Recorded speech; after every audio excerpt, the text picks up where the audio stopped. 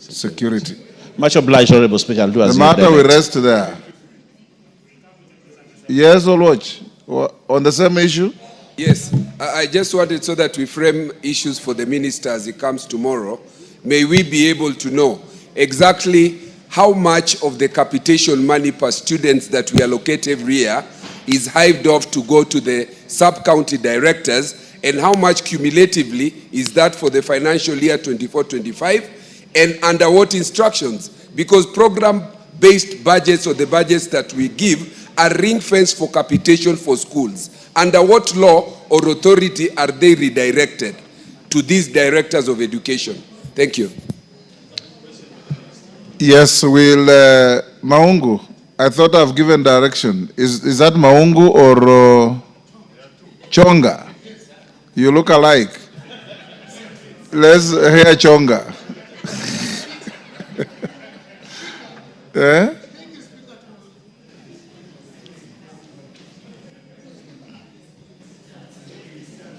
Chonga, there's a microphone on your left. Thank you, Speaker. Speaker, my question is a bit different. It relates to the statement that has been read by Moses Sirma. By? Mheshimiwa Sirma. See, let's dispose of education first. Take your seat. Thank you. Members, those of you who have issues on that issue of students, I personally have been requested by many schools and have made huge contributions to help children go to Meru for some event. It's not quite clear what it is. Is it a choir or something? Yes. So, Owen Bayer, have the minister here. Tomorrow you'll have 2 ministers. I know your majority leader is not around. So ensure that Minister Migoso Gamba is here at 2:45 and then Murkomen at 3:45, or at least by 3:30. I'm not part of that phone. Thank you. Yes. Next, Chief Oromon, Chonga.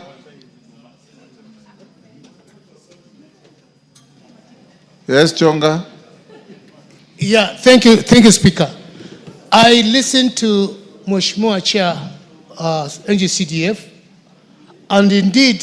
Is he here? Yes, he is in. He's in.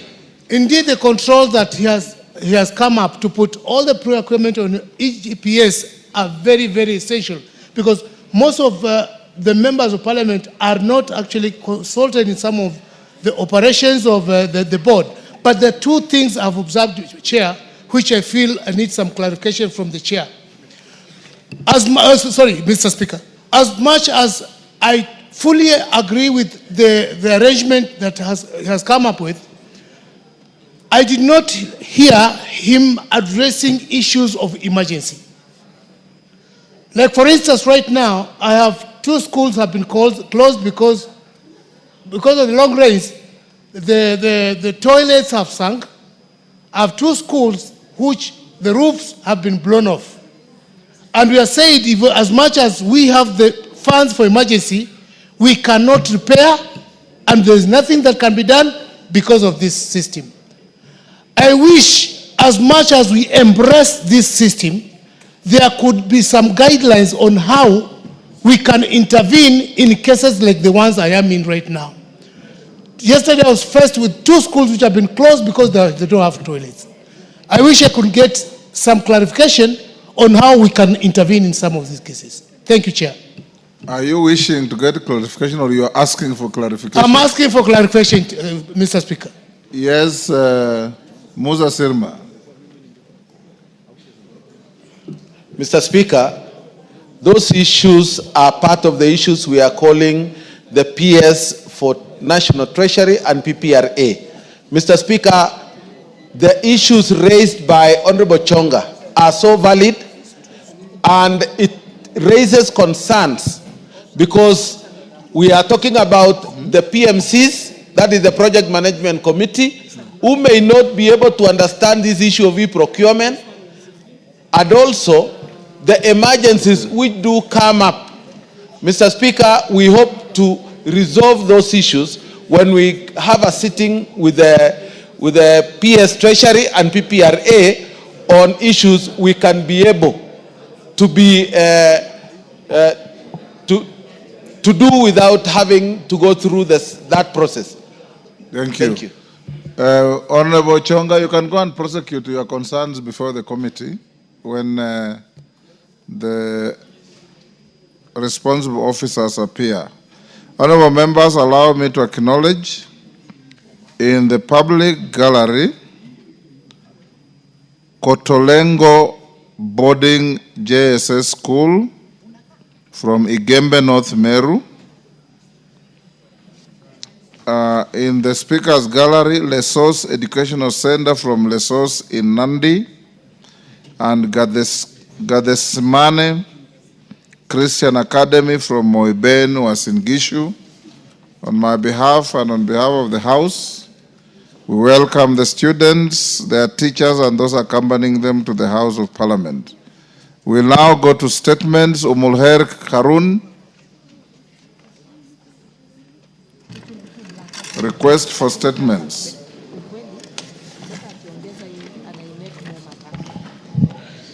Thank you, Speaker. Honorable Speaker, pursuant to the provisions of Standing Order 44.2c, I wish to request for a statement from the Chairperson, Departmental Committee on Communication, Information, Innovation regarding the allocation and implementation of the Universal Service Fund. Honorable Speaker, the Universal Service Fund was established under Section 84J of the Kenya Information and Communication Act, GAP 411A, and is administered by the Communication Authority of Kenya. The core purpose of the fund is to support the widespread availability of information and communication technology services and to promote capacity building and innovation in ICT across the country. Access to digital and communication services is a critical enabler of socio-economic development. The strategic deployment of the USF aims to enhance digital connectivity in key economic sectors by ensuring equitable access to learning materials, government services, and digital health services, which is especially important in remote and underserved regions. Honorable Speaker, despite these noble goals, there is limited information publicly available on the progress, funding, allocation, and specific areas benefiting from the USF. It is therefore against this backdrop that I seek a statement from the Chairperson of the Departmental Committee on Communication, Information, and Innovation on the following: a detailed breakdown on how the Universal Service Fund has been utilized to date, including financial agreements and collaborations, particularly with the Kenya Power and Lighting Company, specific plans and implementation frameworks that the Ministry is putting in place to ensure equitable access, effective penetration, and sustainability of the USF initiatives, especially in underserved and marginalized regions, and status of the access centers or digital hubs that have been established so far under the Universal Service Fund, with the details on their locations and operational status, particularly in hard-to-reach areas. I thank you, Honorable Speaker. Thank you, Harun. Chair, Communication, Information, and Innovation. Any member of that committee? Majority Leader informed the committee chair to bring a response in 2 weeks. But since we are going on recess next week, on the first week upon resumption, Samuel Arama.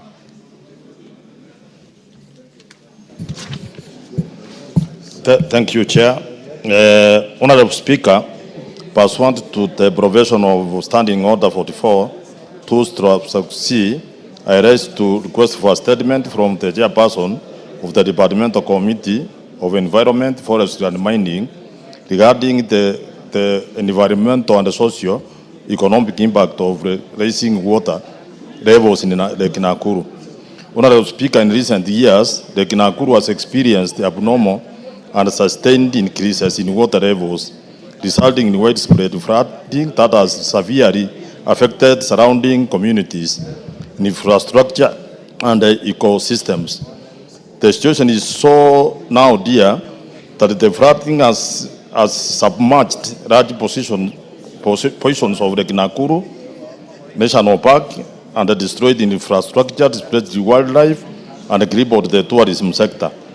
The overflow has also reached private farmlands and homesteads, converting them into waterlogged zones. However, what is even more alarming is the growing humanitarian crisis as families living near the lake have been displaced from their homes and farmlands, with no clear government mitigation or support being extended to them. The Kenya Wildlife Service has now prohibited local residents from fishing in the flood waters, citing conservation laws, even though the water now occupied what was once people's land. This has caused immense frustration and a further economic strain on the affected communities who are now landless, food insecure, and barred from using what little remains. Honorable Speaker, it is against background that I seek a statement from the chairperson of the Departmental Committee on Environment, Forestry and Mining on the following. 1. Immediate interventions in place to assist the displaced families and affected communities around Lake Nakuru, including resettlement and compensation. Number 2. Step by the government to restore the catchment area and prevent further flooding, including reforestation, street control, and better land use practices. Number 3, reasons as to why the affected residents are prohibited from fishing in flood waters now occupying the private land, and a long-term strategies being developed to address the rise of water levels across the Rift Valley lakes, including Lake Nakuru. Thank you, Honorable Speaker. Honorable Arama, my records show you are seeking for a statement from the Chair of Lands, but now you are saying you are seeking from the Chair of Environment. Which committee are you directing your statement to? Give him the mic. Chair, that's another one, Honorable Speaker. I had asked for lands, and I think they were supposed to bring a response today. But this is another statement, Chair. So if it's going to environment, Bowen, when can you bring a response? That is your committee, right? Or who is, Yeah? Kawaya is not your committee. Where is Kawaya? Owen Baya, inform the Chair Environment to bring a response first week upon resumption. Much obliged, Honorable Speaker. Responses to statement, Tongoyo to Omboko Milemba. Yes, who is Donya? Harun, thank you, switch off Mr. your Speaker. mic. I had 3 statements, which I was informed they will give a response in 2 weeks, Mr. Speaker. Until today, I have not received the responses. Which one? From Treasury, I had an issue with NGAF.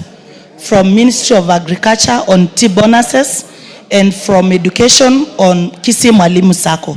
All those 3 statements have not received their responses, Mr. Speaker. Thank you. Owen Baya, are the chairs here? Education, Agriculture, and yes, and Finance. Unfortunately, all the chairs are not here, Honorable Speaker. Donya, you may raise your point of order tomorrow. Yes. Yes. Yes, Honorable Kiamba. Thank you, Honorable Speaker. I also wish to put across a point of order. I requested for a statement from the chairperson on housing from the 13th March, and up to now I have not received responses.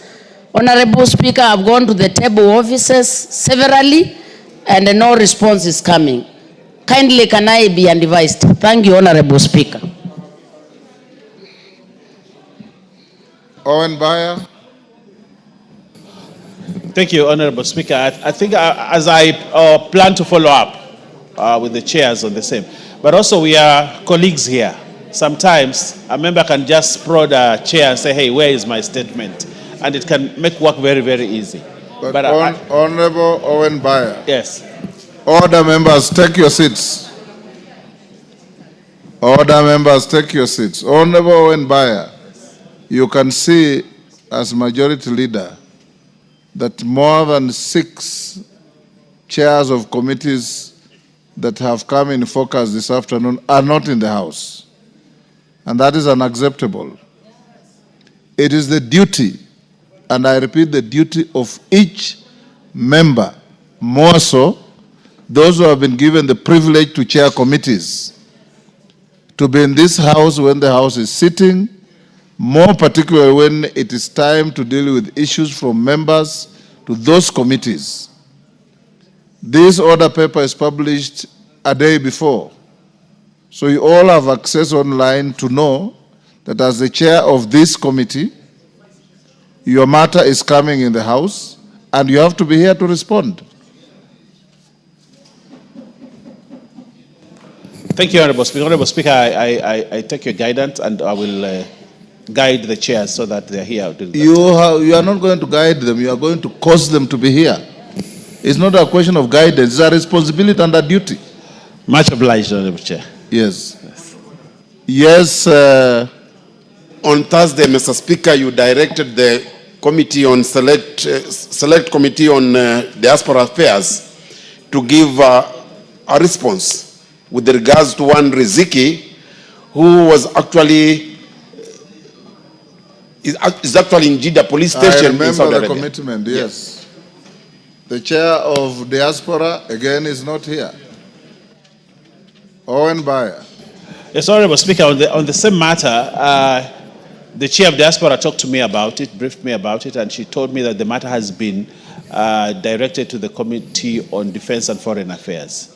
That's the appropriate committee, so they are dealing with it. Is Defense and Foreign Affairs here? Unfortunately, no. But she's holding brief, yes. Okay. So you, probably she has the statement. Yes, the statement. You have the statement. We'll come to it. Yes, Tongoyo, response to Omboko Milemba. Thank you, Honorable Speaker. Are you ready? Yeah, I do have it, Honorable Speaker, and this was in regards to the tragic fire tragedy at Makina area, Kibra, in Nairobi City. And Honorable Speaker, the member wanted to know the comprehensive report on the cause of fire accident, and also the support, if any, given to the extended to the survivors, and the steps being taken by the government to expedite the release of DNA. And Honorable Speaker, I need your indulgence in this. This statement was around May around 25th. I mean, that is when actually the incidents happened. Honorable Speaker, given... Sorry, what did you say? You want me to indulge you? Honorable Speaker, yes. Because given the urgency of the matter, yes. Of course, we could not wait to this far. I took personal initiative, and the member who is my destimate here, to even actually reach out to the government chemist. We had the DNA released, and ever since the bodies have been buried. Followed by the Honorable Mark Mwenje, then the mover will reply. Thank you, Mr. Speaker, sir, for giving me this opportunity to contribute to this important bill. First and foremost, I congratulate Honorable Isuda for considering this bill at this right time. Mine is to say, Honorable Speaker, that having an experience as an advocate and having been in the court corridors for a period of about 25 years, I can sincerely say that pedestrians really contribute to a number of accidents in the Republic of Kenya. And when they are given their own lane to walk on and to avoid motorists, is one of the best things can be done to the Kenyan citizens. For the last 2 years, the fatal accidents which have been taking place in our roads, mainly about 70% was pertaining the pedestrians. And these people are not regarded as really ordinary human beings when it comes to motorists on the road. They just don't even give them a chance to cross. But to me, the current menace we have now is the bonders. when it comes to, if something can be that it's not, is that I have just come a little bit late. If I had come in time, I could have recommended we go further and hand a lane for bonders, because as they are now, they are really becoming a problem in the Kenyan roads. They are very good people. They are doing good business. They are carrying out smart business. They are really they are making a living with those bonders. But when it comes to management on the road, it's a really a hectic issue. So, Mr. Speaker, sir, this bill is timely. I support it, and all what is there is that should not ignore that this is a money bill, and it should be given the consideration it deserves. Thank you, Mr. Speaker, sir. Thank you. The Honorable Mark Mwenje now. Thank you, Honorable Speaker. Honorable Speaker, let me congratulate the mover of the motion, the sponsor of the motion, the Honorable Naisula Lesuda, for a job well done. Honorable Speaker, as a member of Parliament from Nairobi, I'd like to bring it to your attention that we have about 6 to 7 million people in Nairobi during the day. And that number is set to even increase. It means we have a huge number of people moving and transacting. We are kidding ourselves, Honorable Speaker, if we think that all these people will be moved by public transport and their own personal vehicles, including the trains. It is not sufficient. Honorable Speaker, my constituency, Embakasi West, lies on the east side of Nairobi, and I can tell you we have people who walk every single day to work. People from Eastlands use two major routes. They use either Juja Road, or through Mathare and Kamukunji, or they use Jogoo Road. Honorable Speaker, these two specific roads do have walkways, but at times these walkways are insufficient. They cannot accommodate the number of people walking. So at times you will find people walking actually on the main carriageway, Honorable Speaker. We have other smaller routes that are faster, that can help you get to town, Honorable Speaker, and get to other places. Honorable Speaker, these specific routes don't have walkways. Even some of the major roads that have been done by Kena and Kura here in Nairobi, Honorable Speaker. For instance, you have Kangundo Road, which is in my constituency. You won't find a proper walkway on it because the same place where has been graded that you think pedestrians would be walking there is where matatus stop during this time in the evening, during rush hour. That's where the matatus are trying to escape the traffic. So it means we've never considered this city of Nairobi and the country in general, that there are people who walk. We build our roads based on the fuel levy that we are collecting. So we look at motorized transport, we look at the cars, we look at the borders and everybody, but nobody thinks about the people who are walking. People from low income in this country, Honorable Speaker, here in Nairobi, all over, prefer to walk to their places of work. And Honorable Speaker, if we are going to get our country to the level of other developed countries, modern cities, we must develop walkways. Honorable Speaker, you go to Singapore, you go to Malaysia, you go to Kuala Lumpur, they've created walkways. Now, Honorable Speaker, in Malaysia, temperatures can hit even up to 40, 45 degrees, the humidity. They've created walkways that are even air conditioned to ensure that their people are walking there. If you go to cities such as New York, you go to London, you go to Cape Town, just down here, go even to Dar es Salaam, because they've done some beautiful walkways there. So this is the way of the future. People walk, people cycle. The Prime Minister of Belgium cycles to get to work. Honorable Speaker, if members of Parliament are to try and cycle to work, they can cycle, but where are they going to cycle? They'll probably be knocked down by vehicles and matatus on their way here, Honorable Speaker. So we must think the way the other countries have thought in the 20th century, in the 21st century. We must think of that. Honorable Speaker, we must think of reducing pollution. How do we reduce pollution? By making our people walk.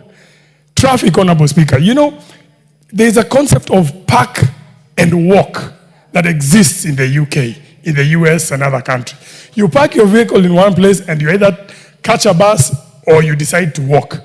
That is what we must encourage in this country, Honorable Speaker. And more importantly, Honorable Speaker, there'll be a lot of disposable income if we allow Kenyans to walk. If it is safer to walk, people will have more money in their pockets. They'll save from fuel and all these other things, taking their cars to garages, mechanics. So there is so much that will be achieved if we spend a little bit more to ensure there are walkways around our country, around the roads that are being done. And I believe this bill is so timely that in the budget for 2025-2026, any plan that is being put forth to build any new roads, let them have walkways. With that, Honorable Speaker, I support. Thank you, Honorable Speaker. There being no more interest to contribute, the mover will now reply. Thank you, Honorable Speaker. I can see a colleague across the aisle who would like to contribute, so I'll give him even just 2 minutes, Honorable Speaker. Under the standing orders as they are, no donation is permitted. I think I can. Oh, go ahead. The Speaker. Okay, I've heard you, Speaker. The Speaker proceeding under standing order, number 1, grants you leave to say something, but it is not practice. So you can proceed. Give him the mic. Thank you, Honorable Speaker. I accept and I believe that the issue of walkways is an issue that should have been addressed a long time ago, and I congratulate the mover, Honorable Naisula. In fact, Naisula, Honorable, really knows Nyahururu well, and there's an example of the bridge at Thompson Falls area. The bridge, Honorable Speaker, is so narrow that people from Nyahururu to Mairenya normally pedestrians compete with cars, and they are normally exposed to accidents. And this bill has come at the right time so that such facilities could be expanded so that at least we can save our people from these dangers, because some motorists are notorious in the way they drive. So I just wanted to agree with the mover, and it is the high time that this issue was addressed. Thank you, Mr. Speaker. Mover. Thank you very much for that contribution. Mr. Speaker, I want to take this opportunity to most sincerely thank my colleagues who have contributed, who have given their insights, who have given their thoughts into this amendment bill, Mr. Speaker. There are so many of them. I will not be able to name each one of them by name, but just know that I really appreciate your support, and also Honorable Oundo for seconding this amendment bill, Mr. Speaker. Having said that, I just want to say 2 quick things that have come out, Mr. Speaker, actually 3, that during the amendment stage, definitely we'll be looking at the penalties. But also I just want to say that even if we put very stringent penalties, Mr. Speaker, it is also just about, as I have said many times, that Kenyans will just stop bad manners. It is wrong, it is bad to drive where pedestrians are supposed to walk. You don't even need a penalty to know that as a driver. We just have to do the right things as a people, Mr. Speaker. The other thing is about trees. You can see Wayaki Way. It used to be beautiful just with trees as you drive, as you walk. But as we were doing that, expanding the road, we cut all the trees. In China, Mr. Speaker, if you cut one tree, either to build a house, to build a road, you will go to jail. And so anyone who cuts a tree, Mr. Speaker, has to plant. That used to be the motto. If you cut one, you plant 2 trees, Mr. Speaker. And that is something that we'll be looking at when we are looking at the amendments. The second thing is about land. There is an obsession of people wanting to build. You know, they look for 100 by 100 meters plots just next to the road, Mr. Speaker. If you travel abroad, you actually exit the highway. Most homes, most shops are not like on the highway, Mr. Speaker. And we must start to think futuristic as a country to know that we need to expand those roads. We need spaces for our roads, Mr. Speaker. The other thing, Mr. Speaker, is that this is not something that is known to us. The designers, we know these things, Mr. Speaker. Most of our Kenyans are the ones designing even for other countries. The same way leather, we were overtaken by other countries, and it is Kenyans who are doing it in Zambia, in other countries, Mr. Speaker. Kenyans know all these things. We just have to do the right thing. And I want also to thank Kenyans who have shown their support, Mr. Speaker. Today, this bill was trending #1 in Kenya, Mr. Speaker, because Kenyans appreciate and they are going to they are supporting what we've been doing in this house from last week and today. And there's a good friend of mine called Debbie who told me that this bill is so timely and good because she has 5 cyclists in her house, her husband and her 4 sons. And so the Kenyans are really looking forward to this bill passing, and I want to thank my colleagues for the support. Lastly, Mr. Speaker, the issue of manholes, we will definitely look at how we can include it there so that they can all be closed. And finally, by the way, there are also many children who have reached out to me through their parents to say that we should implement this yesterday.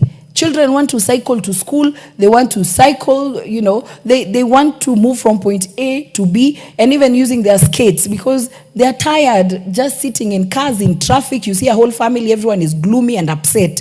But if people, as one of my colleagues said on Robert Basil, people will be more happier, people will be happy, Mr. Speaker, once this is put into place. And so, with those very, very many remarks, I just wanted again, lastly, to clarify the issue of 15 years, Mr. Speaker, because it's come up many times. We will be doing an amendment to it because the intention was that we will implement as soon as the president signs for the new roads.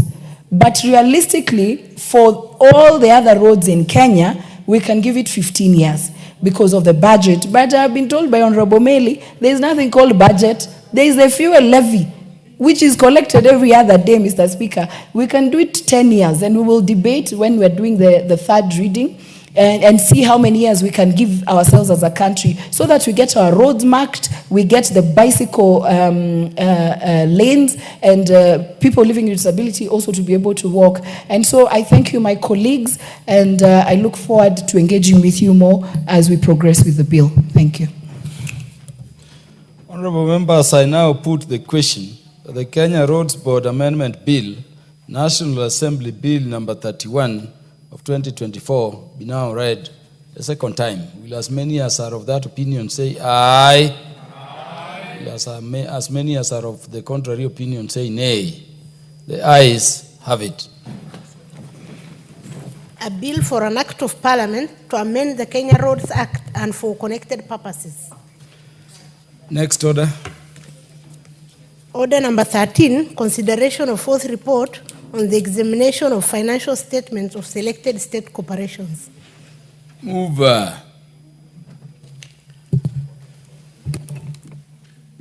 Thank you, Honorable Speaker. Honorable Speaker, I beg to move that this House adopts the fourth report of the Public Investments Committee on Social Services, Administration and Agriculture on its consideration of the report of the Auditor General on the financial statements of the following state corporations laid on the table of the House on Thursday, 17th October 2024. 1. National Social Security Fund for financial year 2019-2020. B. Communication Authority of Kenya financial year 2017-2018 and 2018-2019. 3. Child Welfare Society of Kenya financial year 2014-2015. 4. SACCO Society Regulatory Authority financial year 2017-2018, 2018-2019 and 2019-2020. And E, Kenya Institute for Policy, Public Policy Research and Analysis, financial year 2014-15, 2015-16, 2016-17, and 2017-18. Honorable Speaker, allow me on the onset to appreciate that our Public Investment Committee on Social Service Administration and Agriculture looks into various sectors as follows. It looks into the sector of agriculture, sector of public administration, sector of health, and sector of social protection. Honorable Speaker, this fourth report of the five institutions, Honorable Speaker, as examined and laid in this document, Honorable Speaker, was complies with the State Corporations Act, the Public Procurement and Asset Disposal Act, and the various acts as follows, Honorable Speaker. The Public Finance Management Act of 2012, the Public Audit Act of 2015, the State Corporations Act 1986, the Public Procurement and Asset Disposal Act, as I had mentioned, 2015, the National Assembly Standing Orders, and the National Assembly Powers and Privileges Act, Honorable Speaker, of 2017. Honorable Speaker, when looking at the audit of the accounts of these institutions, in summary, Honorable Speaker, we had to look at both the general observations and the individual observations, Honorable Speaker. I want to take the House, Honorable Speaker, through the general, which are cross-cutting observations that cut across all the 5 parastatals that we examined. Honorable Speaker, in the 5 parastatals cutting across, there were lack of possession, meaning, Honorable Speaker, a parastatal has the title but doesn't have the land. And also there is, Honorable Speaker, lack of ownership documents of the land, meaning, Honorable Speaker, the agency has the documents, has the land, but doesn't have the documents, Honorable Speaker. In particular, Honorable Speaker, among a few documents, among a few agencies, Honorable Speaker, we have the Child Welfare Society of Kenya and the National Social Security Fund, who do not have title documents for the land. You find, Honorable Speaker, some parcels of land belonging to Child Welfare Society, particularly 16 parcels of land. They don't have the title documents for the years under review. If they have gotten the documents, Honorable Speaker, is after the years under review, Honorable Speaker. We have, Honorable Speaker, the Institute of Public Policy and Research Analysis has a title for the land, Honorable Speaker, but they don't have the land. They cannot access the land because, Honorable Speaker, the Department of Veterinary Services has obstructed access. The Honorable Emmanuel Wangwe, for how long do you estimate you will move? I'll definitely take my 30 minutes. Oh, you'll take 30 minutes? In the next... Yeah, so then I'm looking at the clock and I'm worried we may not, achieve the intent of completely moving. And so I see you have consumed 5 minutes of your time. Thank you, Honorable Speaker. You will have the balance of time when the business will be next scheduled to be This is an ordinary motion. As the clock is telling me 5. How many minutes are remaining? Really? Yes. Yeah, so you still have a lot of time to move, and that way we'll be doing justice to this audit. Thank you, Honorable Speaker. Report. So you'll have a balance of 55 minutes, I'm informed. Thank you. Yeah, order, honorable members. Honorable members, the time being 7:07 p.m., this House stands adjourned until Wednesday, the 6th day of August 2025 at 9:30 a.m.